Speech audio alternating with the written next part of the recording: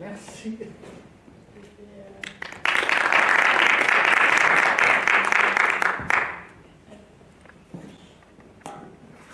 C'est bon, Vincent, tu veux? Ok. Déjà, bonjour. Je vous remercie de vous être levé tôt, un samedi matin, pour être ici. Comme on va être un petit moment ensemble ce matin, je vais commencer par nous présenter. Donc, je vous présente Action Man, Barbie, Action Man, musclé avec des cicatrices, Barbie, son petit chignon, sa belle robe, et moi, Tatiana. Il y a une époque où, en fait, je portais de jolies petites robes, peut-être pas aussi jolies que celles de Barbie. Des chaussures vernies et les petites soquettes, celles où on fait le petit revers avec la dentelle. C'est peut-être difficile à croire aujourd'hui. Souvent, ma sœur, elle dit que j'ai un look un peu schlag. En gros, ce que j'ai compris, c'est que c'est punk à chien, mais sans chien. Enfin bon, du coup, à cette époque-là où je portais les petites soquettes, je voulais aussi me marier, mais j'avais vu à la télé le mariage de Lady Di, la princesse Diana. Et ça en jetait, hein. La calèche, la robe. Puis j'étais fan de Cendrillon aussi. Alors je me disais que peut-être la robe, il y aurait peut-être des petits oiseaux qui pourraient porter la traîne. Ouais. Puis je voulais être styliste parce que comme ça, ma robe, j'aurais pu la faire moi-même. Ouais, quand même. À cette époque-là, tous les trois, on a vécu pas mal d'aventures. Parce que Barbie, ce qui est vraiment génial avec elle, c'est qu'elle peut devenir la femme qu'elle veut. Elle peut être dentiste, vétérinaire, institutrice. Elle a été cascadeuse, quoi d'autre, mécanicienne. Et puis elle a largué Ken. Oui, parce que c'est Action Man qui est là, c'est pas Ken. J'étais abonnée au journal de Barbie, alors je connaissais toute sa vie. Elle m'envoyait des cartes postales et tout. Je savais tout, j'étais un peu sa confidente. Et puis, en fait, il y a des rumeurs à propos de leur séparation. Il l'aurait trompé, il serait devenu gay. Ou peut-être les deux, en fait. Je ne sais pas trop, c'est assez flou. Enfin bon, Barbie, en fait, elle peut devenir la femme qu'elle veut, même larguer qu'elle, quoi. Pas mal. Le slogan de Mattel dans les années 80, c'était « Nous, les filles, on peut tout faire. » Pas vrai, Barbie? Ouais. Et elle a même été ministre du changement climatique. Barbie ministre. En jette. Bon, en fait, non, elle n'a pas vraiment été ministre. Barbie ministre, c'était le petit surnom qu'un député conservateur a donné à Catherine McKenna, qui était ministre du changement climatique au Canada en 2017. Donc voilà, Barbie ministre du changement climatique. Moi, je ne suis pas ministre du changement climatique. Moi, je suis animatrice nature. Si vous en parlez à ma sœur, je vais faire beaucoup référence à ma sœur et à ma maman aussi, parce que c'est deux personnes importantes. Et du coup, si vous en parlez à ma sœur, elle vous dirait qu'en fait, je passe mes journées à faire des chasses aux papillons. Des chasses pacifiques, je vous rassure. Je ne les tue pas. Et puis, si vous en parlez à d'autres amis, ils vous diront que je passe mes journées à faire des câlins aux arbres. Non, c'est pas vrai, tu fais pas ça. Vous avez peut-être l'impression comme ça, mais non, en fait. Je passe beaucoup de temps à me questionner sur ma place, sur notre place à nous, êtres humains dans le vivant, sur la planète.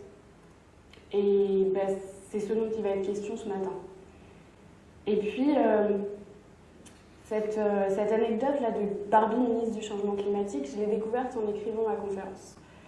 Et ça tombait bien parce que ça me permet de faire le lien entre ma vie personnelle, mon amitié avec Barbie, et puis des savoirs théoriques que je vais échanger avec vous ce matin qui portent sur le changement climatique. Et on va commencer par là, par le changement climatique. On va mettre les choses un peu au clair parce que Bah, souvent, quand j'entends ces deux mots, j'ai dans ma tête, là, un mec blond décoloré, avec la gueule un peu orange, parce que le toboggan, il aime ça. Et il tweete plus vite que son ombre. Je sais pas, vous voyez peut-être à peu près de qui je me parle. Et lui, il vous dirait, non mais, c'est bon, là, le changement climatique, c'est bon, ça va se refroidir, vous inquiétez pas, ça n'existe pas. C'est un complot. Ok. Alors, ce qui est bien avec ce mec, c'est qu'il dit des choses, mais il va pas jusqu'au bout. Donc je vais continuer, je vais essayer d'aller un petit peu plus loin. On peut dire que ça va se refroidir. Effectivement, ce matin, il fait pas très très chaud. Mais ça, c'est si on parle de météo. La météo, c'est sur une notion de temps assez courte, c'est quelques jours, une semaine. Mais vous voyez bien que les prévisions météo, au-delà de 14 jours, c'est un peu bancal, quoi. Par contre, le climat, c'est 30 ans minimum. On ne parle pas de du même temps, de la même temporalité. On ne peut pas comparer les deux. Et donc, le changement climatique, c'est un changement de climat. Donc les climats, il y en a un global sur la planète et il y en a des différents en fonction des régions. Par exemple, nous ici, dans le Loiret, et même en général en France, on a plutôt un climat tempéré. Un peu chaud l'été, un peu froid l'hiver. Ça, c'est pour l'instant, ça va changer. Ce qui définit ces climats, il y a différents paramètres. La température, les précipitations, les courants marins et l'activité solaire. Et au fil du temps, les experts se sont aperçus que ces paramètres ils changeaient. D'où le changement climatique. Pas mal. Et ils se sont aperçus qu'il y avait un truc un peu étrange. C'est que la courbe de hausse de température, il y en a une qui la suit très près. Elle a copié un petit peu. Ou c'est l'inverse, je ne sais pas. Et cette courbe, c'est celle de l'augmentation du dioxyde de carbone dans l'atmosphère, le fameux CO2. Alors ce CO2, c'est un gaz à effet de serre. Merde, j'ai encore le blond un peu orangé là dans la tête. Qui me dit, ouais, mais t'inquiète meuf, le gaz à effet de serre, c'est naturel. Ok, c'est naturel, les gaz à effet de serre, c'est ce qui nous permet de vivre sur la planète.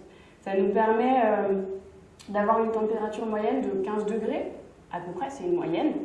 Et si on n'avait pas cet effet de serre, on descendrait à moins 18. Une moyenne encore, hein. Donc il y aurait des différences. Et puis, en fait, l'activité des êtres humains, nos activités, elles créent des gaz à effet de serre additionnels. On en rajoute une petite couche. Bon, peut-être pas si petite que ça d'ailleurs. Vous vivez dans une pièce qui est plutôt bien chauffée, vous remontez le chauffage.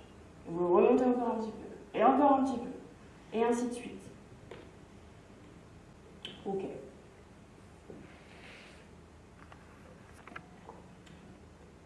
Puis, aussi quelque chose auquel il faut faire attention, c'est, je l'entends moins en ce moment, mais il y a une période où je l'entendais beaucoup, au lieu de dire changement climatique, on avait tendance à dire réchauffement climatique.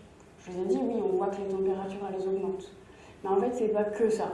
Le changement climatique, ça implique beaucoup d'autres choses. Je vais vous donner quelques exemples.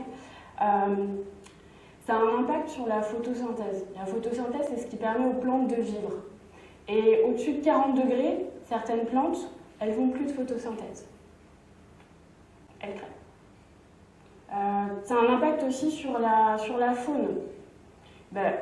Les espèces animales, elles préfèrent certains climats. Donc si le climat change, si les températures augmentent, elles vont se déplacer si elles peuvent. En arrivant sur un nouveau territoire, en fait, elles vont créer des déséquilibres. Et puis, il y a deux exemples que j'aime bien aussi. J'aime bien parler du gecko et de la tortue lutte. C'est des animaux qui pondent des œufs. Et leurs œufs, en fonction de la température, ça devient soit des mâles, soit des femelles. Et si la température augmente, on n'aura que des mâles ou que des femelles. Bon, il n'y a pas besoin d'être biologiste pour se rendre compte un petit peu de ce qui va se passer pour eux. Plus de gecko, plus de tortue lutte. Et puis il y a un troisième élément aussi, un troisième exemple que j'aime bien utiliser, c'est l'acidification des océans.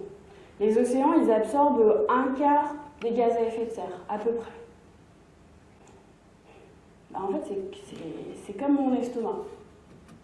Bon, je vous avoue, j'adore les frites. C'est un peu une de mes passions dans la vie. Ce qui fait que j'en mange, comme ça, j'en mange. Ça va. J'en mange une portion, mon estomac, ça se passe bien. Sauf que j'ai du mal à m'arrêter. Donc je vais en remanger. Là, mon estomac, il commence à me dire, à se calmer peut-être. Sauf que je m'en fous, moi j'aime trop les frites. Alors, je vais en remanger. Et là, je commence à avoir un peu des brûlures d'estomac. Ça commence à être difficile. Ouais, l'océan, en fait, c'est pareil. Plus il absorbe de gaz à effet de serre, plus il s'acidifie. Et plus il devient acide, plus la vie dans l'océan, elle devient difficile.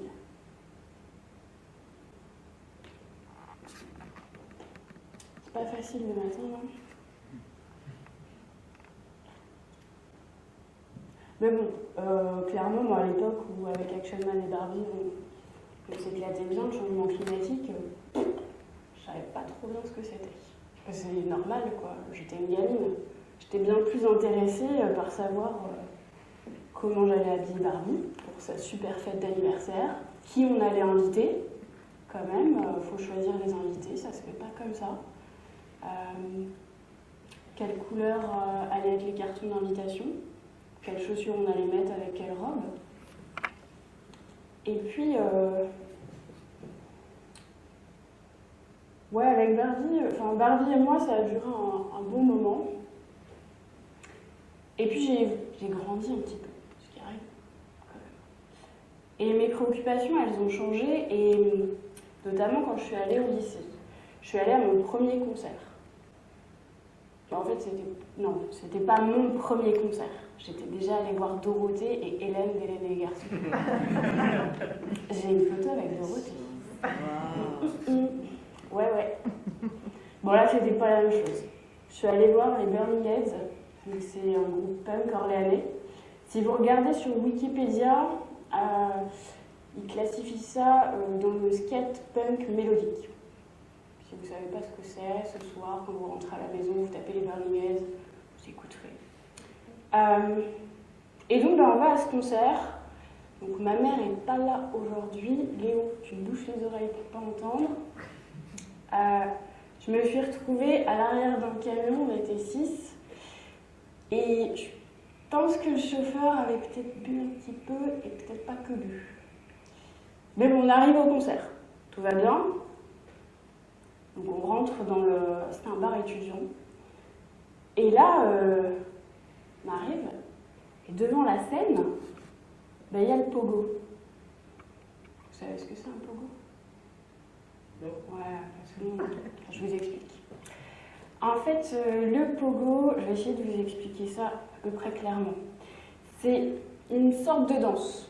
On est devant la scène, on va secouer la tête, on peut lever les bras, et puis on va se bousculer. Gentiment, moins gentiment. Ça dépend. Mais en fait, c'est surtout un moyen de se défouler et surtout de partager avec les autres personnes qui sont dans le public notre plaisir d'être là et de partager aussi avec le groupe qui est sur scène notre plaisir à les écouter. Et donc ce soir-là, dans ce bar étudiant, dans le pogo, il y a des mecs et il y a des meufs. Oh, putain, il y a des nanas là qui sont là en train de bousculer les mecs, quoi. Si tu veux, tu notes les gros mots, Léo. Oui, il y en a des 5. T'as pas fini, je crois. Faites attention pour les suivants, ils notent. Donc ouais, moi j'avais jamais vu ça, quoi. Donc je suis rentrée et je me suis mise à écouter du punk. Et j'ai découvert qu'il y avait des groupes uniquement féminins qui faisaient du punk. Et il y a un mouvement de punk féministe qui s'appelle les Riot Girls, qui vont dénoncer les dominations masculines subies par les femmes. Waouh. Et donc dans ces groupes, il y a The Slit, les L7, et puis Bikini Kid. Alors, un petit problème technique.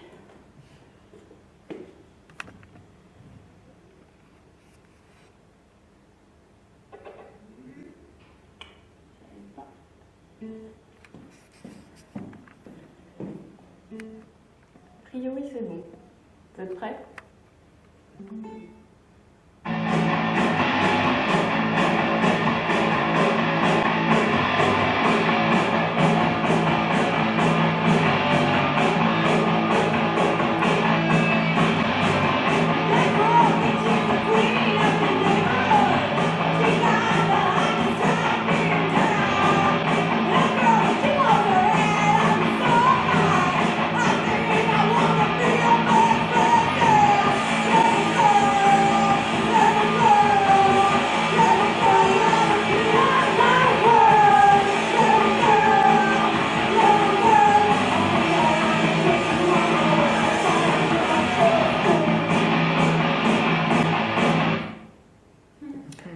Bikini Kill.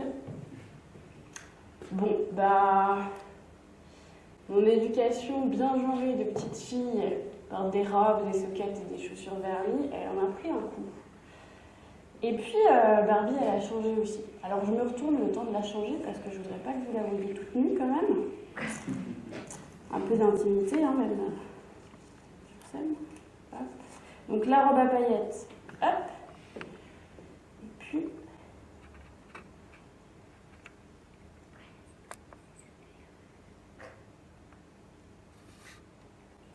je vais essayer de faire vite, mais avec le stress, je tremble un peu.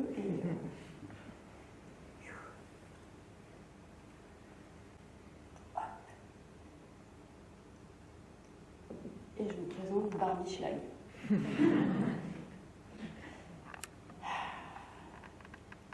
Donc, on a changé avec Barbie.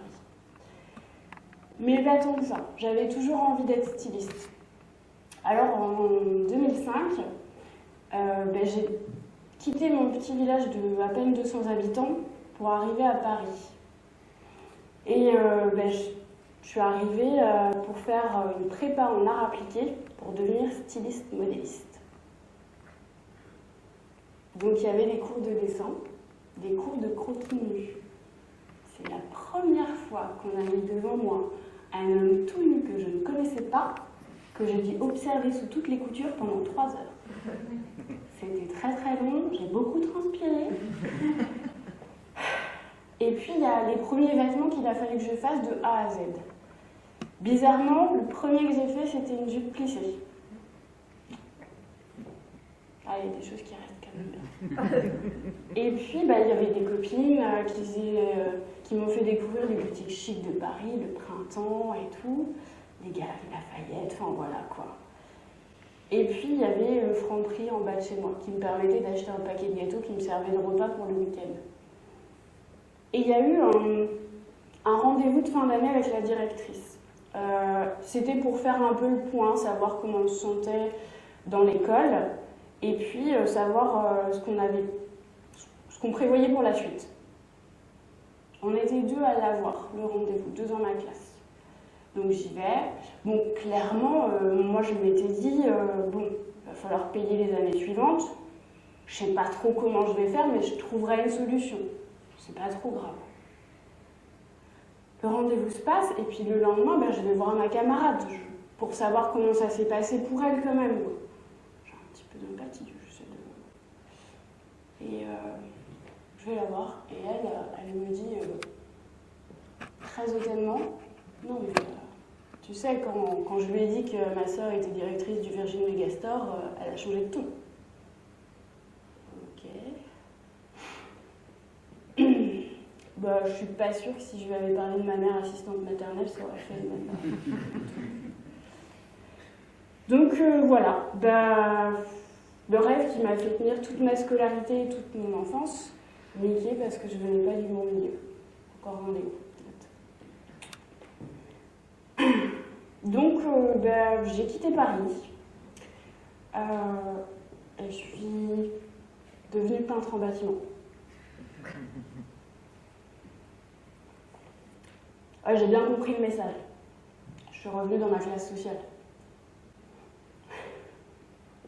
Par contre, j'avais pas oublié le slogan de Mattel.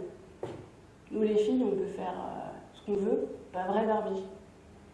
Et je me suis dit, ok, j'ai pas réussi à faire ça, peut-être que je vais pouvoir m'attaquer au patriarcat. Ouais, En fait, je ne savais pas à quoi je m'attaquais vraiment. Puisque je ne savais pas. Je ne voyais pas du tout l'ampleur du problème. Alors, pour me faire ma petite place dans le bâtiment, j'ai emprunté les codes masculins. Et la compétition, ça a bien fonctionné avec moi. Donc, je prenais un malin plaisir à porter des trucs lourds toute seule. Vous voyez les gros fûts de peinture de 15 litres là? Voilà, je les portais toute seule. Quand les collègues me proposaient là, je dis, c'est bon, ça va, je me débrouille, j'ai pas besoin de toi. J'ai essayé de monter des échafaudages toute seule. J'ai essayé d'être plus efficace et plus soignée que mes collègues masculins. Bon, plus soignée, c'est pas trop compliqué. Ça va. Là-dessus, pas trop dur. Et puis surtout, en fait, j'ai eu des collègues qui étaient vraiment très attentionnés. C'est-à-dire que j'étais dans une petite entreprise, donc en général, on était sur des petits chantiers, on était juste entre nous. Mais ça arrivait qu'on aille sur des plus gros chantiers où il y avait d'autres corps de métier. Des plaquistes, des électriciens, des menuisiers. J'ai très rarement croisé des femmes. Ce qui fait que mes collègues s'organisaient quand on était sur des gros chantiers pour que je puisse travailler seule dans une pièce, qu'il n'y ait pas d'autres corps de métier en même temps que moi, pour que je puisse travailler sans me faire emmerder. Et puis dans le bâtiment, j'ai découvert pas mal de choses. Il y a eu mon premier radiateur en fonte que j'ai dû peindre. Je ne sais pas si vous voyez ce que c'est, les vieux radiateurs en fonte avec les espèces de petits tuyaux. Alors ça, quand il faut les peindre, ça vous prend une après-midi. Et puis pour que ça tienne bien, à l'époque, il y avait... je ne sais pas si c'est à l'époque, je pense que c'est juste qu'on utilisait de la peinture à l'huile. Donc me voilà assise sur mon fût de peinture à peindre mon radiateur en fonte toute l'après-midi, à renifler la peinture à l'huile. J'ai eu mal au crâne pendant 2 jours. Horrible. Et puis ça, je le faisais régulièrement. Puis en plus, il fallait mettre 2 couches sur le radiateur. Quand même. Des fois 3. Et j'avais un collègue aussi qui avait la peau des mains, mais toutes les mains qui pelaient. Que oui, ok, la peinture à l'huile, c'est pas terrible, donc on va utiliser de la peinture à l'eau. Sauf que dans la peinture à l'eau, on met de l'ammoniac. Et puis notre patron, il rechignait un petit peu à nous payer assez de paires de gants pour qu'on puisse les changer régulièrement. Voilà. Et il y a eu un anti-mousse que j'ai utilisé. J'étais seule sur un chantier et je devais nettoyer un parking qui devait faire 4 fois la taille de la salle, là, une devanture de magasin. Je devais la nettoyer au Karcher en passant en anti-mousse. J'étais seule, il fallait que j'aille vite. Donc j'étais un peu maladroite. Et je me suis renversé le produit pur sur le pied. Il m'a fallu 5 minutes pour aller aux toilettes et essayer de rincer mon pied. J'ai réussi à enlever ma chaussure, pas de problème. Donc imaginez, j'avais juste un lavabo, le pied comme ça dans le lavabo. Et là, au moment d'enlever ma chaussette, il a fallu que je fasse un choix. Soit je laisse plus de peau sur ma chaussette ou sur mon pied. J'étais toute seule, les pieds dans le lavabo, et je me suis dit, ok, tu t'évanouis pas, tu vas tranquille. Ça s'est bien passé, ça va. J'ai juste une petite cicatrice en souvenir. Et ouais, puis il y avait tous les déchets qu'on faisait à chaque chantier. Les camions pleins, voire 2 camions pleins à chaque fois, même juste pour refaire une petite cuisine de particulier. Et ouais, oui, en fait, le secteur du bâtiment, c'est 75% des déchets français. C'est pas mal. C'est 30% des gaz à effet de serre, des gaz à effet de serre additionnels. Et puis, je vais vous parler d'un truc qu'on aime bien en France, c'est le ciment et le béton. Il y en a partout, c'est sympa, ça va vite. L'industrie du ciment et du béton, c'est 3% des gaz à effet de serre à elle seule. Là, je sais pas, ça doit faire 10 minutes que je vous parle, 10-15 minutes peut-être. Il y a l'équivalent de 2 à 3 terrains de foot qui ont été bétonnés pendant que je vous parlais. C'est en moyenne, on va dire la superficie moyenne d'un département qui est bétonné tous les 7 ans. Je vous laisserai calculer combien de temps il faut pour bétonner la France entière.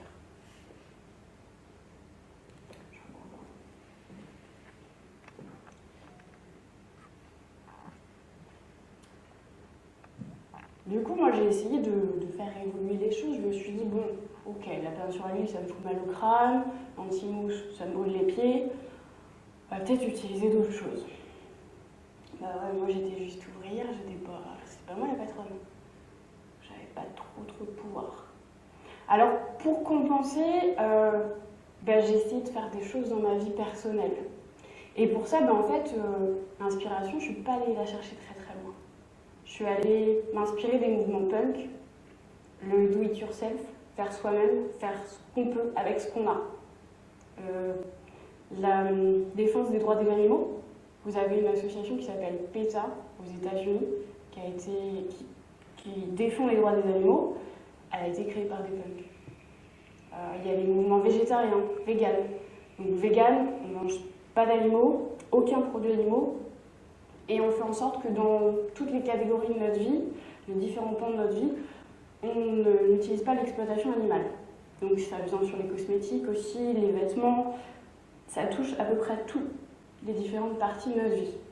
Et puis il y a aussi les straight edge. Donc ils sont véganes, ils ne boivent pas d'alcool, ils ne prennent pas de drogue, ils ne boivent pas de café. Et puis il y a aussi les mouvements qui vont promouvoir l'utilisation du vélo en ville plutôt que la voiture. Alors moi je me suis inspirée de tout ça, je suis devenue végétarienne, je suis devenue végane pendant quelques années, j'ai essayé de bannir le plastique de toute ma vie, que ce soit les emballages ou autres. Pendant une bonne partie de ma vie, j'utilisais que mon vélo, pas la voiture. Et puis j'ai décidé aussi de ne plus prendre l'avion. Mais en fait, à cette époque-là, le truc le plus important, c'était le roller derby dans ma vie. Alors, je vous explique un petit peu ce que c'est le roller derby. C'est un sport, on peut dire que c'est un sport parce qu'il y a des compétitions. Et c'est un sport qui a été pas tel quel. Il a commencé à être créé dans les années 30 aux États-Unis. Et au début, c'était une danse en patin à roulettes. Et puis les gens se sont lassés. Donc on y a ajouté le droit de bousculer un petit peu les autres participants. Ouais, ça ressemblait un peu au pogo, quoi, en fait. Sauf qu'il y avait les patins à roulettes. Et puis pareil, l'engouement est un peu retombé. Et dans les années 2000, aux États-Unis, les femmes se sont réappropriées le roller derby. Donc, c'est un sport créé par les femmes, pour les femmes. Et c'est arrivé en France, je crois que c'est à peu près en 2010. Alors moi, j'ai découvert le roller derby grâce à un flyer en concert. Et j'ai retrouvé 3 nanas qui étaient en train de patiner sur un parking. Autant vous dire, le soir même, j'avais acheté des patins et toutes mes protections. Alors les protections, il y a les genouillères que je vais porter là, des coudières, des coudes, des poignets, un protège-dents pour pouvoir parler en crachant et en bavant, et puis un casque, très important. Donc le soir même, j'ai acheté tout ça pour rejoindre ces 3 nanas qui patinaient sur le parking. Et au fur et à mesure, on a été de plus en plus nombreuses. Et en fait, il a fallu apprendre à patiner. La dernière fois que j'avais mis des patins à roulettes, c'était les patins Barbie ajustables en plastique. Ça faisait un moment. Et puis j'avais un petit peu grandi depuis. Mon corps aussi avait changé, mon équilibre était plus du tout le même. Il a fallu apprendre à patiner. Donc, c'est un peu cassé la gueule au début. J'apprenais à patiner, à croiser les patins, à aller de plus en plus vite, à tomber et se relever rapidement, à freiner, à pousser la robe de Barbie, à freiner avec d'autres techniques, à accélérer et surtout devenir de plus en plus à l'aise avec les patins. Et une fois que ça s'était fait, en fait, c'était pas fini. Il fallait apprendre les règles. 70 pages. Sympa. Le livre de chevet de toute débutante en roller derby. Et puis, si je me souviens bien, à l'époque, les premières fois où j'ai mis le nez dedans, c'était pas encore traduit en français. C'était chaud. Je vous explique un petit peu ce qui se passe pendant un match de roller derby. Donc, un match de roller derby, c'est 2 fois 30 minutes. Ces 30 minutes, elles sont divisées en ce qu'on appelle des jams. Donc, ces jams, c'est maximum 2 minutes. Pour faire un match, il faut 2 équipes. Pour que le match se passe bien et que les équipes soient à l'aise, on dit qu'il faut entre 10 et 15 joueuses à peu près, par équipe. Ces équipes, il y a 5 joueuses de chacune d'elles qui sont sur une piste qu'on appelle le track. Ce track, c'est une piste ovale qui fait, bon là j'ai reproduit à peu près avec la place que j'avais, elle fait à peu près, en moyenne, 2 mètres de large et l'envergure c'est 20 mètres sur 16. Les filles, vous confirmez, ça va, je ne me plante pas. C'est ça. Donc, je vous disais, il y a 5 joueuses de chaque équipe. Ces 5 joueuses, il y en a une qu'on appelle la jammeuse, c'est l'attaquante.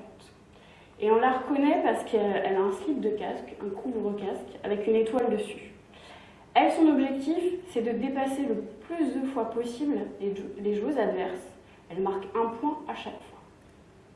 Les 4 autres, c'est celles qu'on appelle des bloqueuses. Elles vont empêcher la jammeuse adverse de passer, de marquer des points. Et pour ça, elles ont le droit de la bloquer. C'est-à-dire qu'on va se bousculer, un peu comme dans le pogo. Sauf qu'il y a des règles, il y a 70 pages de règles quand même. Ça, c'est pas n'importe comment. Donc il y a des zones de votre corps que vous avez le droit d'utiliser pour bloquer les autres. Et vous avez le droit de viser certaines parties du corps. En gros, à partir de là, là et là, ça va. Et puis il y a la zone pile au milieu du dos, là, on n'a pas le droit de viser. Donc voilà à peu près comment un match de roller derby se déroule. À côté de ça, vous avez 14 arbitres. Il y en a 7 en patin, 7 qui n'ont pas de patin. Et leur rôle, en fait, c'est de vérifier que tout se passe bien, que personne ne fait de faute. Si vous faites une faute, vous êtes sifflé et envoyé en prison. En général, c'est d'un côté ou l'autre de la piste. Vous avez une prison. Il y a 3 chaises par équipe. Si vous faites une faute, on vous y envoie 30 secondes. Et leur rôle aussi, c'est de compter les points. Bon, voilà. En gros, un petit peu comment ça se passe le roller derby. On s'éclatait bien. Moi, j'avais ça, patiner. J'aime toujours ça, d'ailleurs. Et à côté de chez nous, il y avait une super rampe de skate. Je ne sais pas si vous voyez, c'est une espèce de U comme ça. Celle-ci était en bois. Elle était assez haute, elle devait faire à peu près 2 mètres de haut. Et donc, un été, quand le gymnase était fermé, qu'on ne pouvait pas s'entraîner, on s'est dit, allez, on y va, quoi. En plus, on avait des copains qui faisaient très bien du roller, donc ils nous ont appris à faire 2-3 petites choses. Et un soir, encouragée par les copains et les copines, et beaucoup par la bière, je me suis jetée littéralement du haut de la rampe. Alors, je me souviens pas très bien ce que j'ai fait, mais de ce qu'on m'a raconté, en fait, je me suis jetée. Donc, c'est pas comme ça qu'on doit faire normalement, a priori. Ce qui fait que je me suis retrouvée en bas de cette rampe, allongée, avec une petite fracture du péroné et une grosse fracture de la malléole. Ouais. Donc, ça m'a laissé, là, à l'heure actuelle, j'ai 3 vis dans la cheville, pas 3 chevilles dans la vis. Et j'ai plus vraiment le droit de courir, sinon ça me fait très mal. Autant vous dire que sur le coup, j'ai pas du tout eu mal. La bière, elle m'a bien aidée. C'est pas mal. Et ça m'a valu 6 mois d'arrêt. 6 mois où j'ai pas pu faire grand chose, dont 2 où j'ai quasiment pas pu sortir de chez moi. C'est long. Bon, à l'époque, Netflix existait déjà, c'est pas mal. Donc j'ai écumé un petit peu ce qu'il y avait sur la plateforme. Et j'ai lu, j'ai regardé des documentaires. Et c'est là que j'ai découvert le GIEC. C'est le groupement intergouvernemental d'experts pour le climat. Donc c'est un groupement d'experts qui travaillent sur le climat. C'est dans le nom, c'est pas mal. C'est pas trop compliqué. Et donc c'est un groupe qui a été créé en 88, à l'époque où je jouais avec Barry. Et en 90, ils sortent un premier rapport. Donc leur rapport, c'est en 3 parties. Première partie, évaluation du changement climatique, les impacts de ce changement climatique, et la dernière, stratégie de réponse. Cette 3e partie, je dirais que ça ressemble un peu à un livre dont vous êtes le héros, là. On vous donne plusieurs possibilités pour la suite. C'est un peu ça. Et là, dans ce premier rapport de 90, ils disent que ils sont sûrs à 50% que le changement climatique, c'est dû à l'activité humaine. Ok. Mais là, le rapport que moi je suis en train de lire, il date de 2014. Et les mecs et les femmes qui ont écrit ce rapport, qui ont travaillé dessus, là, ils nous disent qu'ils sont sûrs à 95% que le changement climatique, c'est dû à l'activité humaine. Alors, ceux qui me disent que 95% c'est pas 100%, je leur propose de bouffer 95% de mes patins et on verra si ça suffit pas. Je pense que ça devrait aller. Ok. Donc j'ai eu le temps de bien étudier le truc, j'avais 6 mois à rien faire. Hein. Donc ce qu'ils nous disent dans la première partie, évaluation du changement climatique, c'est qu'on est à plus 0,85 degrés. Les océans, le niveau des océans a monté de 20 cm. Si on continue comme ça, en 2100, La Rochelle, si t'es pas la petite sirène, tu peux pas y habiter. L'acidification des océans dont je vous parlais, elle a augmenté de 30%. D'ici 2100, tous les coraux sont blancs, ça veut dire qu'ils sont morts. Ok. Donc dans leur 3e partie, où potentiellement ils nous donnent des pistes pour éviter tout ça, ou au moins atténuer, il y a 3 scénarios. Le premier, c'est le scénario à plus 1,5 degré. Donc là, il faut mettre rapidement en place des actions très fortes pour réduire les émissions de gaz à effet de serre. On aurait pu mettre en sous-titre la décroissance. Ok. Deuxième scénario, plus 2 degrés. Ok. Plus 1,5, plus 2 degrés, il n'y a pas énormément de différence. Mais ils se sont arrêtés là parce qu'à partir de plus de degrés, on va avoir beaucoup de mal à prédire ce qui va se passer. Il y a un risque d'emballement général, il y a des boucles de rétroaction qui vont se mettre en place. Je vous donne un exemple avec le pergélisol, ou le permafrost si vous préférez. C'est les sols gelés qui se trouvent en Russie, il y en a ailleurs. Et en fait, ces sols gelés, la température monte, ils vont dégeler. Et en dessous, il y a du méthane qui va être libéré dans l'atmosphère. Le méthane, c'est aussi un gaz à effet de serre, 4 fois plus puissant que le CO2. Okay. Mais avec, il y a aussi des maladies, des petits trucs sympas comme ça, quoi. Ce qui fait que là, les températures augmentent, le pergélisol va dégeler, va libérer du méthane, les températures vont encore augmenter, ça va dégeler encore plus vite, il y aura encore plus de méthane, ça va dégeler encore plus vite. Ok. Donc ça, c'est à partir de plus de degrés. Il ne s'arrête pas là. Il y a le scénario plus 3, plus 4 degrés. Là, il nous dit, si on atteint ce truc-là, ce scénario, par rapport à aujourd'hui, ça veut dire qu'on aura moins de 50% de la biodiversité, animaux, plantes. Les niveaux des océans aura pris 1 mètre. Donc là, c'est sûr, La Rochelle, c'est fini, quoi. Et puis pas que La Rochelle, la plupart des villes côtières en France. Ouais. Et ce scénario, c'est le scénario si on fait rien, si on ne change pas nos modes de vie, s'il ne se passe rien. Bon, je vais être franche avec vous, c'est ce qui est en train de se passer. Ça donne envie, hein. Je vais m'arrêter, du coup, je vais faire un petit point dans le Loiret, un petit point local. Je bois quoi. On va savoir ce qui se passe chez nous. Depuis 60 ans, on a pris plus 1,5 degré. On a des sécheresses à répétition. Par exemple, cette année, les restrictions d'eau, c'était mai jusqu'à septembre. C'est assez long. Il y a les incendies en forêt de Sologne. Cette année, c'est la première fois qu'un Canadair intervenait.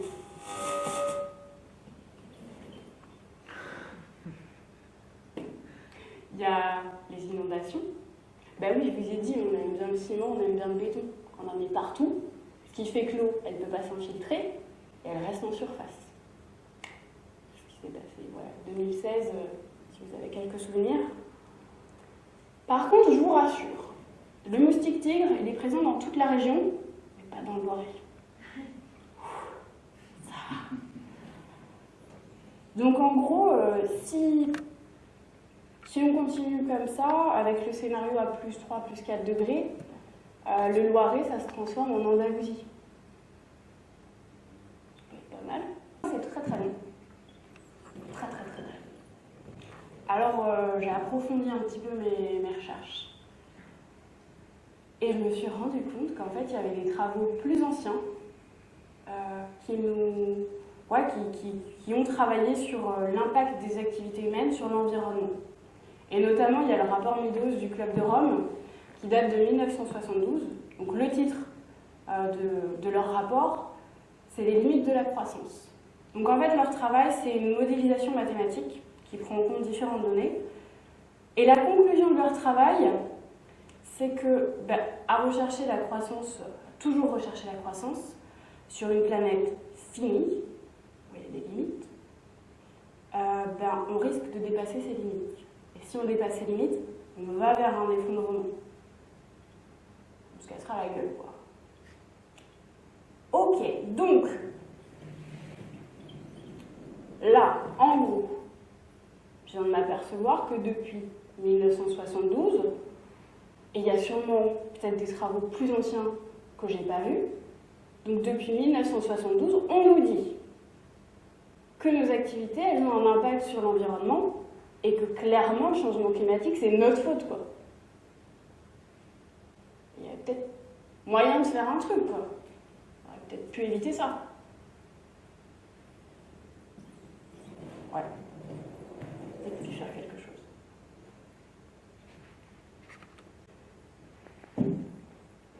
Bon. 6 mois se sont écoulés, quand même, au bout d'un moment, j'ai pu reprendre une activité. Et quand j'ai pu reprendre, avec ma cheville, on s'est mis d'accord pour dire que le bâtiment, c'était plus possible. Donc, voilà, j'ai obtenu un BPJEPS EEDD. C'est classe, hein.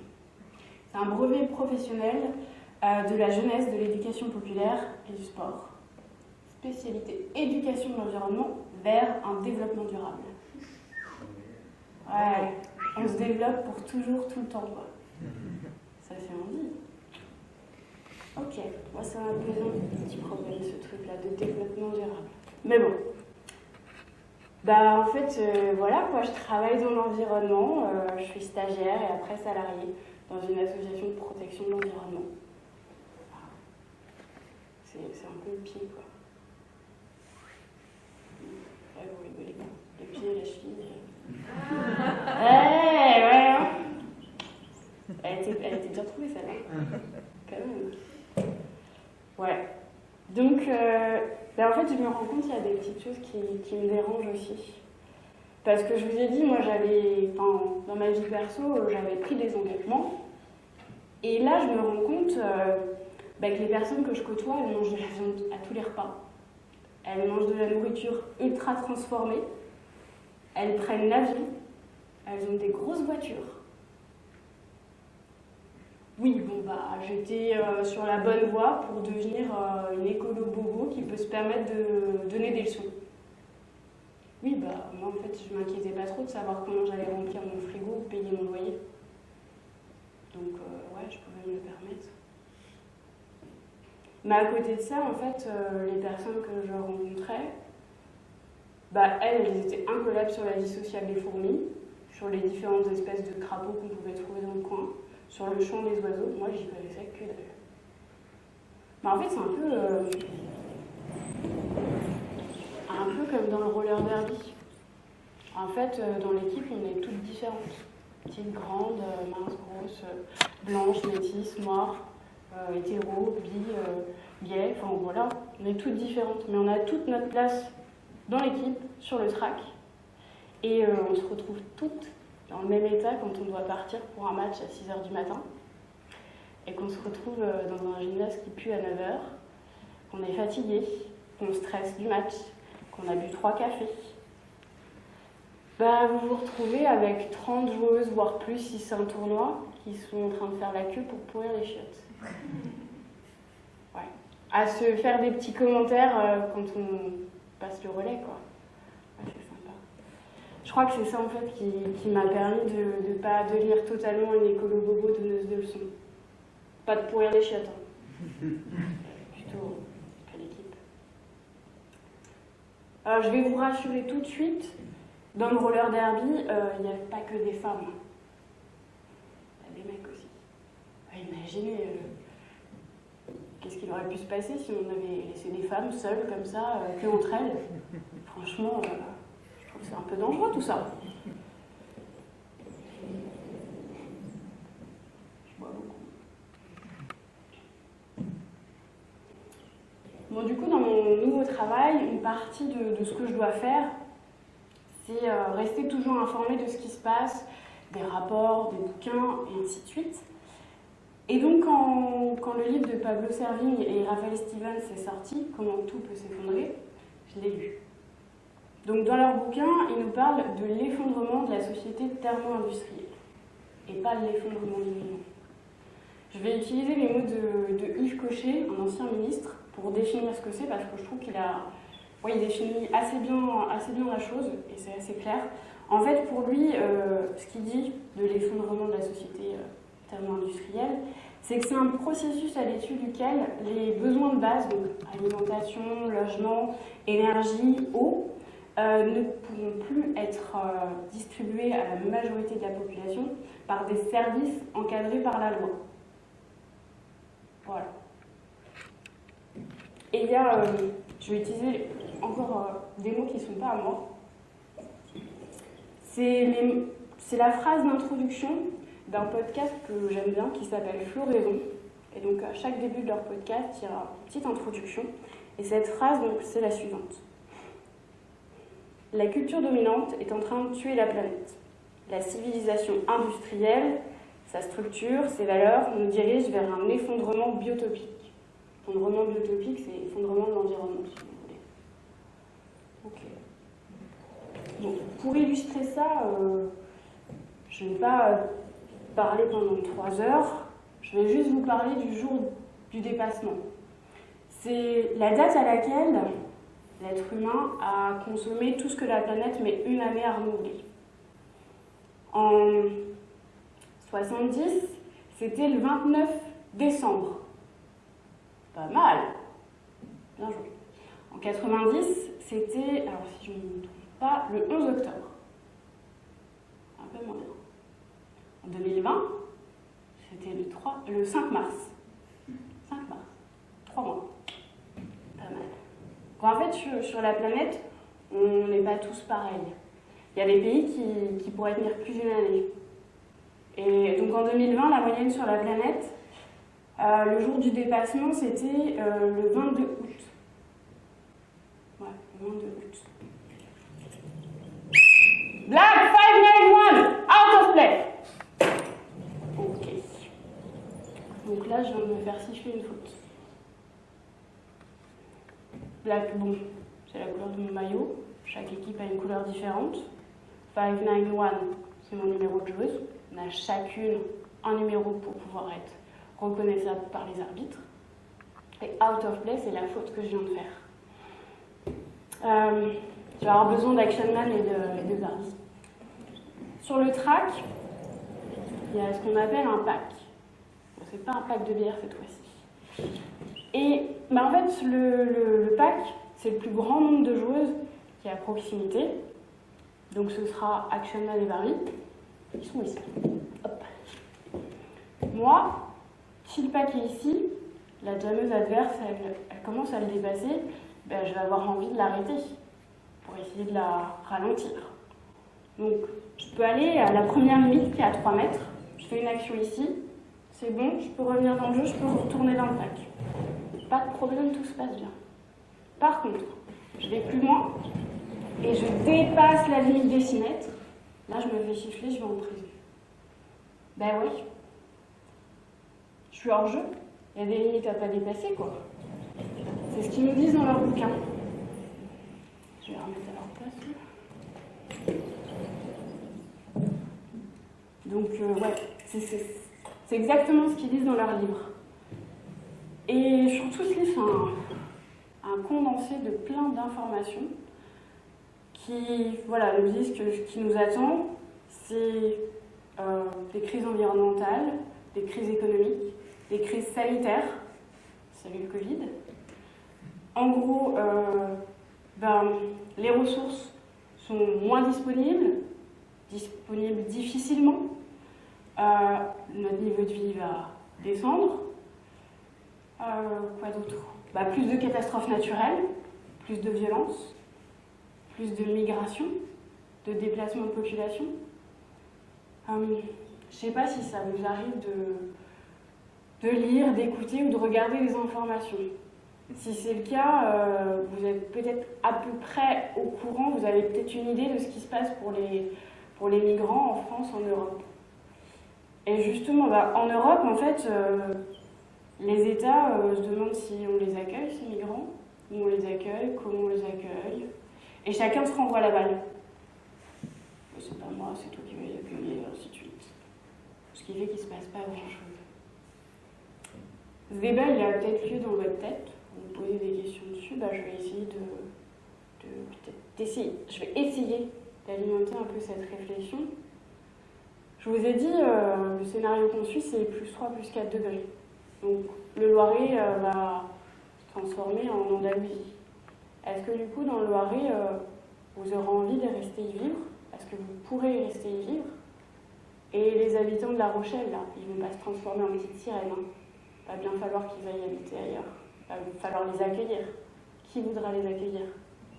Tous, en fait, on pourra être sujet à ces migrations à cause des catastrophes naturelles et du changement climatique.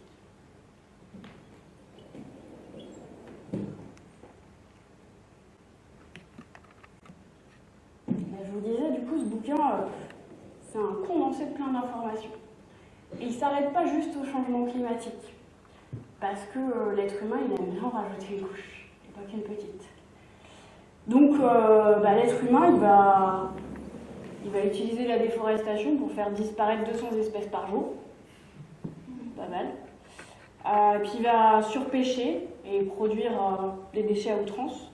Ouais, ce serait bien que d'ici 2050, il y ait plus de plastique que de poissons dans les océans quand même. Et puis, on va utiliser des pesticides pour diviser par 2 la population d'oiseaux. Parce que les oiseaux, ça chante, ça chie partout, franchement. Si vous pouvez s'en débarrasser, ce serait pas mal. Ok. Bon, moi quand j'ai lu ce bouquin, je me sentais un peu seule. J'avais l'impression d'être une bloqueuse qui part seule sur la ligne de jam. Ouais, je suis là, je suis la seule bloqueuse. En fait, mes coéquipières bloqueuses, elles sont en prison pendant 30 secondes, ce qui fait que je pars toute seule. Et là, je suis seule face à 4 autres bloqueuses et j'ai la jammeuse à essayer de gérer.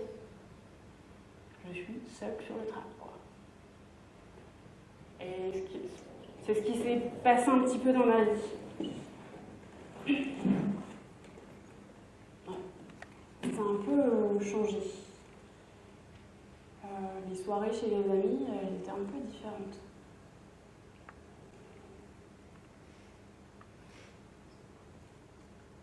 Ouais.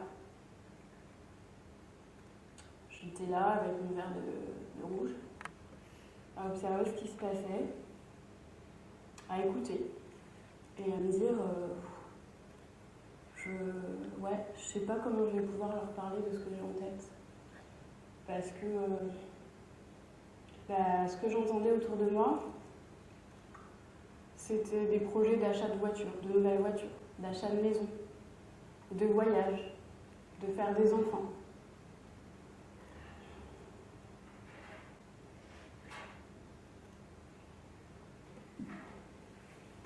Bon, je vous rassure, à cette époque-là, j'écoutais encore du punk.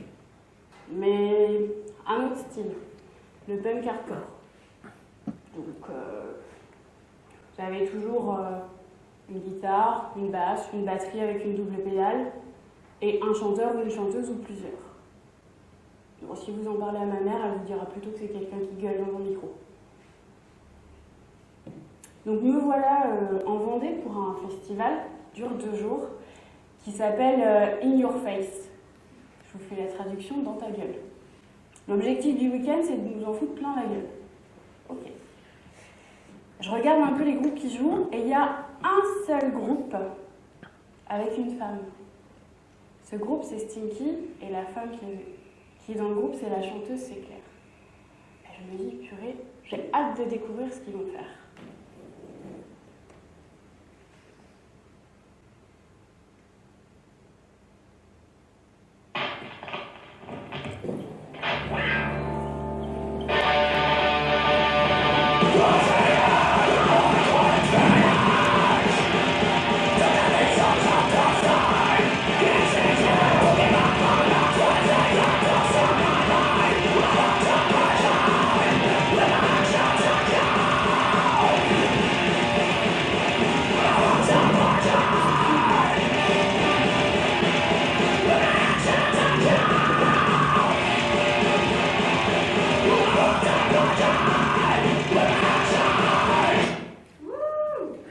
Claire. Ouais.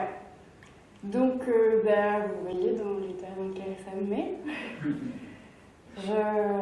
J'ai passé tout le reste du week-end comme ça, avec un grand sourire. Parce qu'en fait, Claire, elle est là sur scène, et elle gueule pour moi. Et je sais pas, ça me fait quelque chose de... Il se passe quelque chose en moi. À chaque fois que j'écoute ça, ça me fait du bien.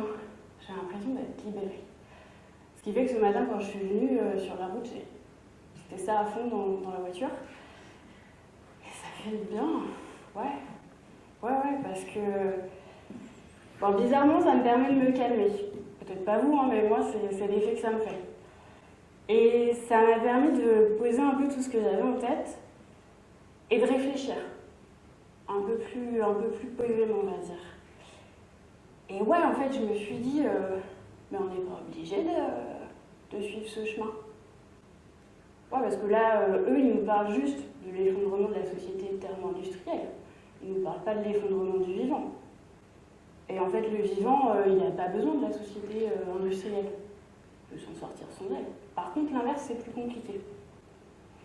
Alors, j'ai commencé à lire, aller un peu plus loin dans mes recherches, à me rendre compte qu'en fait, il y avait d'autres possibilités. On peut produire notre nourriture différemment.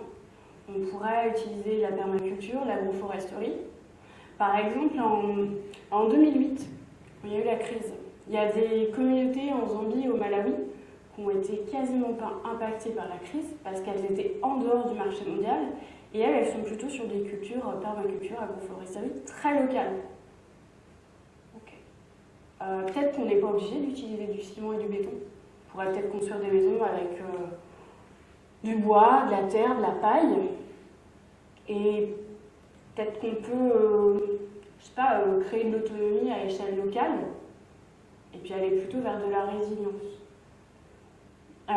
Du coup, la résilience, c'est un mot qu'on entend beaucoup. Et je vais m'arrêter dessus. En fait, c'est le fait de pouvoir revenir à un état stable après un événement traumatique. L'état stable, ce n'est pas forcément celui dans lequel on était avant. Ça peut être un état différent. Okay. Bon, en fait, il n'y a pas que moi qui le dis. Il y a des experts qui travaillent sur ces questions-là, et notamment des experts qui se sont regroupés pour créer l'Institut Momentum. Donc il y a Yves Cochet, dont je parlais, et puis d'autres experts qui sont avec lui, des hommes et des femmes. Et ils ont écrit en 2011 « Comment gouverner la décroissance ». Et dans ce livre, il nous donne plein d'idées très concrètes, de choses à mettre en place pour éviter ça. Je vais vous en citer quelques-unes que j'ai retenues. Par exemple, il y a l'idée de créer des biorégions. Donc, contrairement aux régions qu'on a à l'heure actuelle, ce seraient des régions qui seraient créées grâce aux limites naturelles. Une rivière, un fleuve, une montagne, un climat différent. Okay. Et dans ces biorégions, on installerait l'autonomie et de l'autogestion. En fait, c'est des punks, l'Institut Momentum. Ah, c'est des punks. Après, il propose aussi de partager le travail. Pourquoi il y en aurait qui travailleraient 50 heures pendant qu'il y en a qui n'ont pas de travail? Il propose aussi de créer un impôt sur l'impact écologique des entreprises. Tu payes quand tu as un impact très négatif sur l'environnement. Ok. Et il parle aussi d'une carte de rationnement par rapport à l'utilisation des énergies fossiles. On sait que ces énergies fossiles, il y en a une quantité limitée. Donc, on définit cette quantité et on donne une carte de rationnement pour que tout le monde puisse y avoir accès. Ouais, on partage. C'est un des principes de la permaculture aussi, partager. Donc, ouais, vous voyez, il n'y a pas que moi qui dis. Il y a des gens qui travaillent sur la question.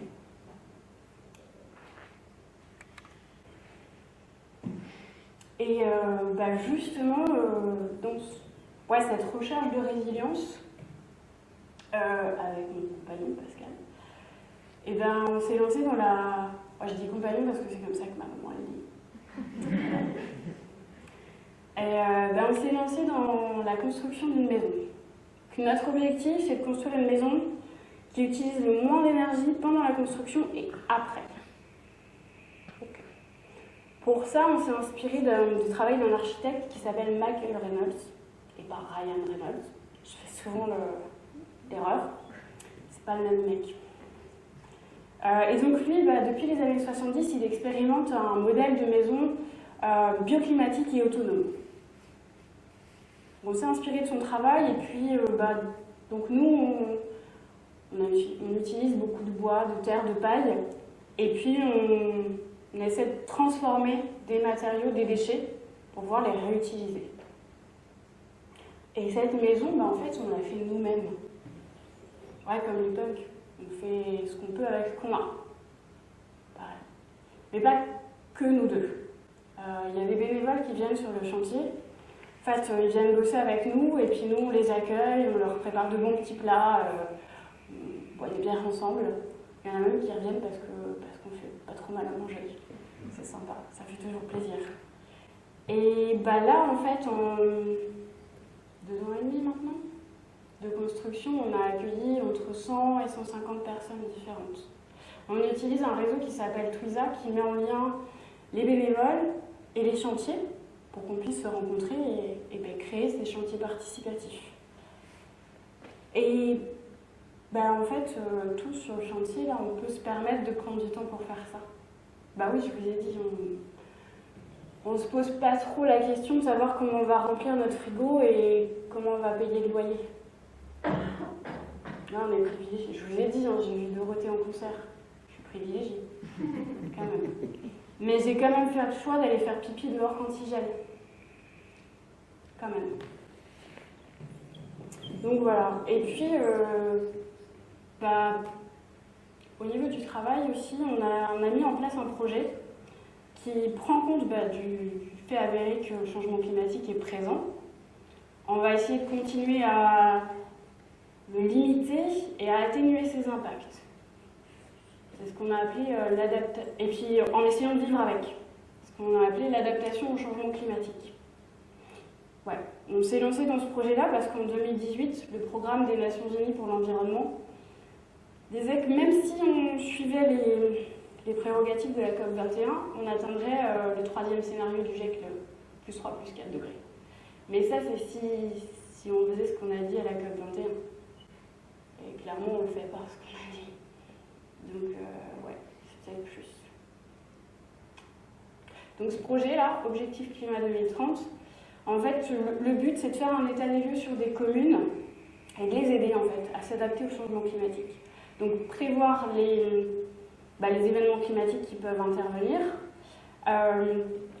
Mettre en place une veille sanitaire, désimperméabiliser les sols, végétaliser et sécuriser l'accès à l'eau potable.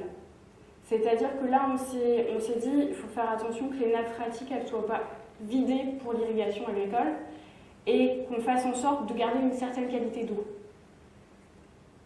On s'est arrêté là parce que le projet, c'est 2030. 2030, c'est l'année où le GIEC estime qu'on pourrait atteindre les plus 1,5 degrés, le premier scénario. C'est bientôt. Mais en fait, après, qu'est-ce qui va se passer avec un scénario à plus 3, plus 4 degrés? Sécheresse après sécheresse. L'eau, elle sera de moins en moins accessible, il y en aura de moins en moins. On sait que c'est la première cause de conflit dans le monde. On a de la chance, nous, en France, en fait, l'eau telle qu'elle, celle qui coule de votre robinet quand vous l'ouvrez, on ne la paye pas. On paye sa distribution et son traitement. Mais l'eau, en elle-même, on ne la paye pas. Là, si ça devient une denrée rare, est-ce qu'il n'y en a pas qui ont envie de la privatiser pour se faire un peu de fric?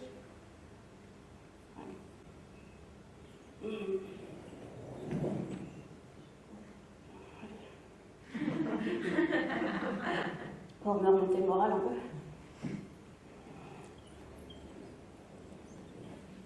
Ça m'a perturbée du coup. Là, j'ai utilisé, en vous parlant de ce projet, le mot adaptation.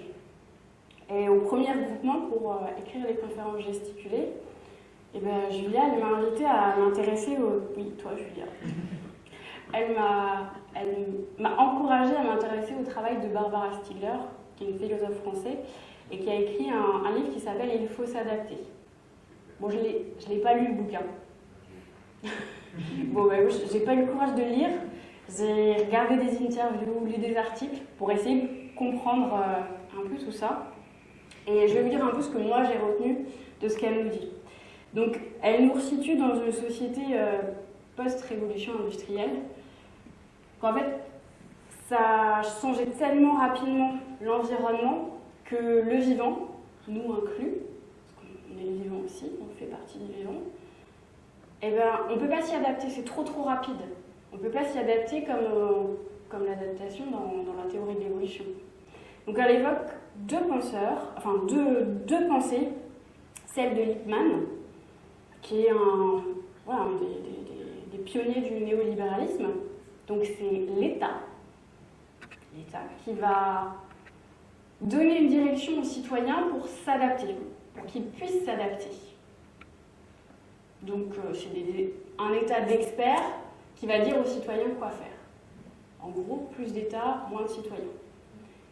Et à côté de ça, vous avez Dewey, qui lui va prôner du coup l'expérimentation à échelle locale et la coéducation. C'est encore un peu lui. Ok, donc plus de citoyens, moins d'État. Bon, pour être clair, avec Lippmann, vous vous faites prendre en chèvre. Il n'y a pas besoin de vaseline, je vous rassure. Ça va bien se passer. C'est une stratégie de roller derby. En fait, se faire prendre en chèvre, c'est moi je suis bloqueuse et les 3 autres ou 4 autres bloqueuses adversaires, elles vont m'encercler. Et ensemble, on va faire le pack. Vous savez, le plus grand nombre de joueuses qui entre elles. Et ce pack, en fait, il a un certain pouvoir sur le jeu. C'est lui qui va donner le rythme du jeu, parce qu'on n'a pas le droit d'être à plus de 6 mètres de lui, à part la jameuse. Et moi, le problème, c'est que je suis encerclée par les autres bloqueuses. Elles me tiennent totalement, donc c'est elles qui dirigent mon jeu. Je peux rien faire. C'est elles qui me tiennent. Elles me donnent mon rythme, si je dois accélérer, ralentir. Sans mes coéquipières, je peux pas m'en sortir. 3 ou 4 contre une, c'est un peu compliqué. Et puis moi, je suis pas une très bonne bloqueuse, donc voilà. Sans les coéquipières, c'est compliqué. Du coup, pour ce projet-là, Objectif Climat 2030, je me suis replongée dans des bouquins sur le changement climatique pour rafraîchir un petit peu les idées. Et putain, en fait, il y a des solutions dans les bouquins. Par exemple, le livre de Durac, Réseau Action Climat, et puis un autre livre dont j'ai encore pas réussi à retenir le titre. En fait, on nous parle de changement individuel et de réforme des comportements individuels. Bah ouais. Tu fermes ton robinet pendant que tu brosses les dents, tu tries tes déchets, c'est bon, tu sauves la planète, quoi. Voilà, c'est bon. On arrête là, quoi. Ouais, bah en fait, je me souviens du rapport Meadows que j'ai évoqué au début. Donc, leur conclusion, c'était, si on cherche la croissance, ce que notre système cherche, on va aller vers un dépassement des limites, vers un effondrement. Est-ce que couper l'eau de mon robinet, ça va empêcher la croissance? Moi, je suis pas sûre. Je suis pas trop sûre. Alors, la croissance, c'est quoi? C'est la production de services et de biens, on produit toujours plus. Puis on s'en fout un petit peu que ces services ou ces biens, ils aient un impact négatif sur l'environnement. C'est pas grave, on produit plus. C'est le seul objectif. Et on produit plus, on cherche cette croissance parce qu'on est dans un système capitaliste. On cherche à exploiter le vivant, les travailleurs, par accumulation, appropriation. On accumule. Et on crée des biens et des services. Bah ouais, en fait, je vais pas dire l'être humain cette fois-ci, je vais dire l'homme avec un grand H. L'homme moderne, il s'est construit en se pensant au-dessus de tout le reste. C'est lui, et il y a le reste du vivant, l'environnement. Il exploite, il accumule. Et finalement, comme on dit, un peu les travaux de François Terrasson, lui, ce qu'il en dit, c'est que finalement, ce qu'on appelle nature à l'heure actuelle, c'est juste un décor dont on se sert. Ouais, en fait, on est dans une société qui est basée sur la domination. Il y a dominant, dominé, inférieur, supérieur, inférieur. Ce serait bien que ce soit l'inverse. L'homme, le vivant, l'homme, la femme, l'homme blanc et d'autres. Et en fait, 50% des gaz à effet de serre, ils sont produits par 7% les plus riches. Quand les riches exploitent le vivant, détruisent le vivant, on appelle ça de la production économique. Un joli mot. Par contre, quand les pauvres se défendent, on appelle ça de la violence.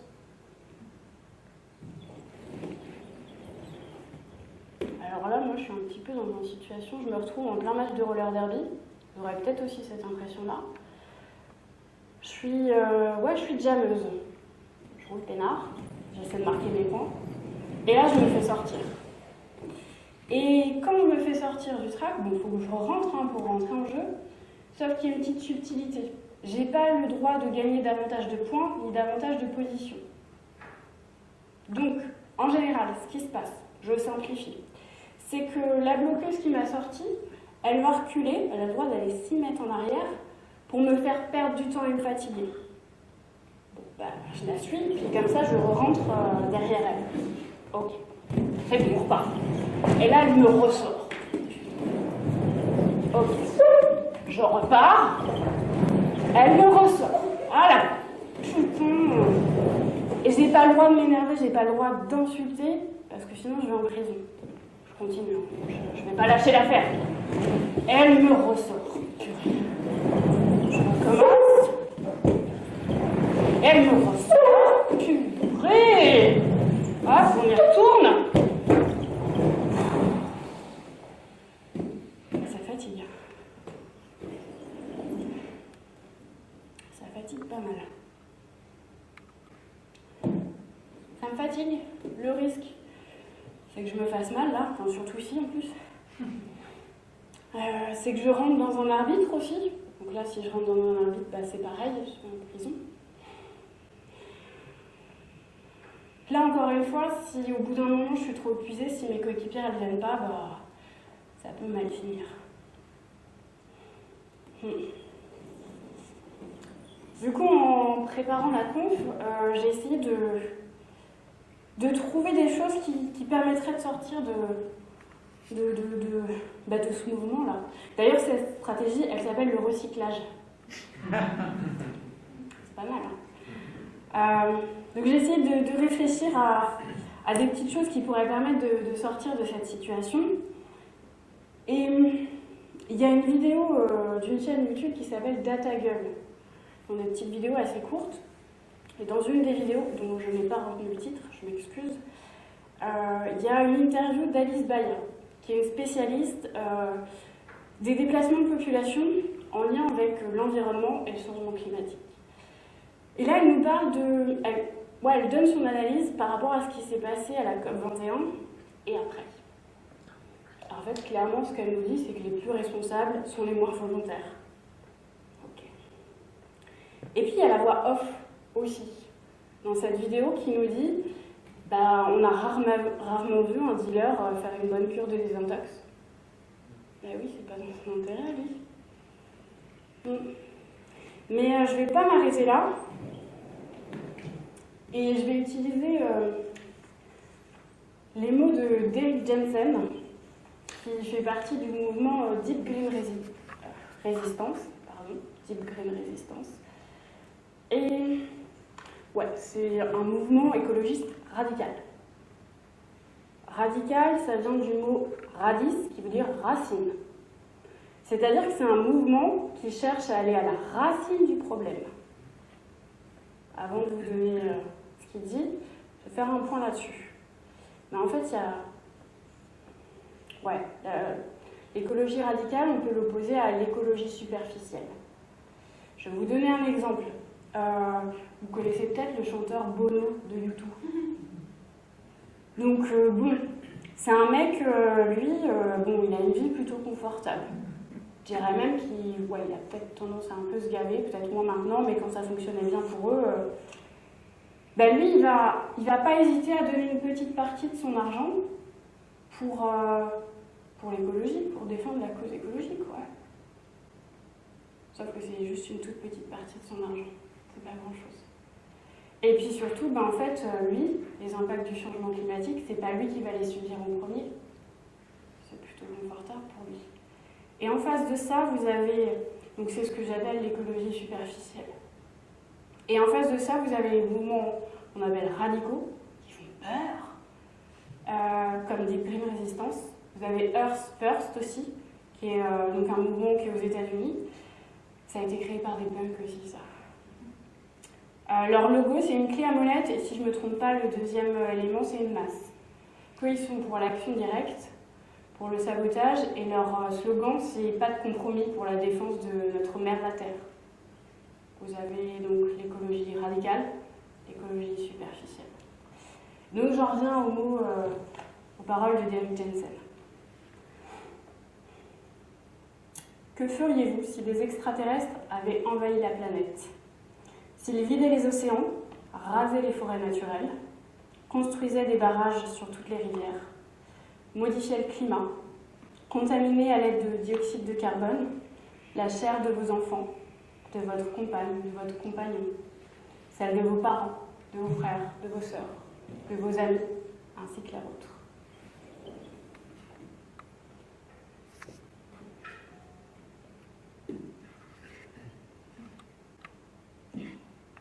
Pour lui, il ne peut rien y faire. Hop, salut. Ouais. Vous avez peut-être entendu parler des mouvements MeToo, Balance ton porc. Il y a aussi Balance ton sport.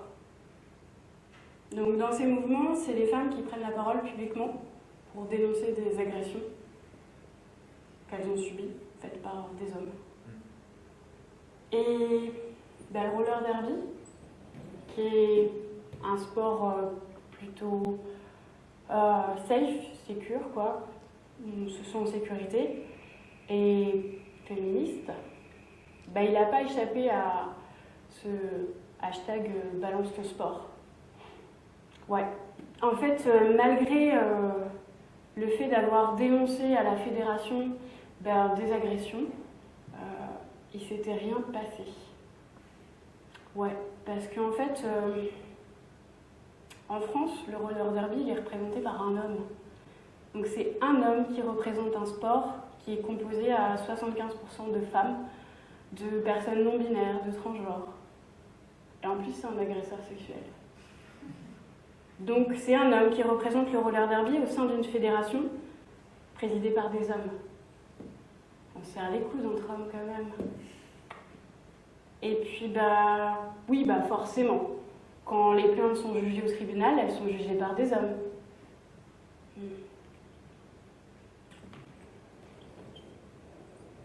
Donc en fait, face à ce genre d'agissement-là, et puis face au changement climatique et à la 6e extinction de masse, en fait, la dernière extinction de masse, c'était la disparition des dinosaures. Face à ça, on a deux choix. Soit on laisse continuer jusqu'au désastre total, ou alors on démolit ce qui nous y conduit, le système de domination. Bon, encore une fois, là, il n'y a pas que moi qui le dis. En plus, là, c'est la NASA qui a fait des études là-dessus, qui a créé, pareil, c'est comme le rapport Meadows, c'est une modélisation mathématique qui prend en compte, le modèle, il s'appelle le modèle Andy. Pour donner un peu plus d'infos. Donc, il prend en compte l'évolution de la population, les inégalités économiques. Je vérifie parce que je suis plus trop sûre de tous les points. Les richesses accumulées, et le dernier, les ressources naturelles. Donc, en fait, ce qu'ils nous disent, c'est que dans une société inégalitaire, comme la nôtre à l'heure actuelle, l'effondrement de la société thermo-industrielle et l'effondrement du vivant, il est difficilement évitable. Oui, si les riches continuent à se gaver, voilà. Par contre, dans une société égalitaire, là, on peut éviter ça. Donc, moi, ce que je vous propose, c'est que on démolisse le système, on s'inspire un peu des mouvements punk, et qu'on démolisse ce système pour quelque chose. Pour un équilibre écologique, les respects des limites naturelles, l'économie de subsistance. On n'utilise que ce dont on a besoin. Des communautés autonomes, l'autogestion, par exemple, les low-tech, c'est-à-dire que on a tous accès aux technologies et on peut se les approprier. C'est pas réservé qu'à une élite.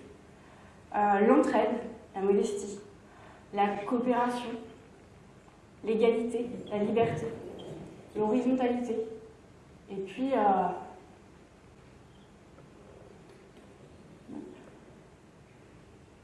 une société d'égal et d'égaux. Donc, avec Barbie, on arrête de s'épiler et on se casse.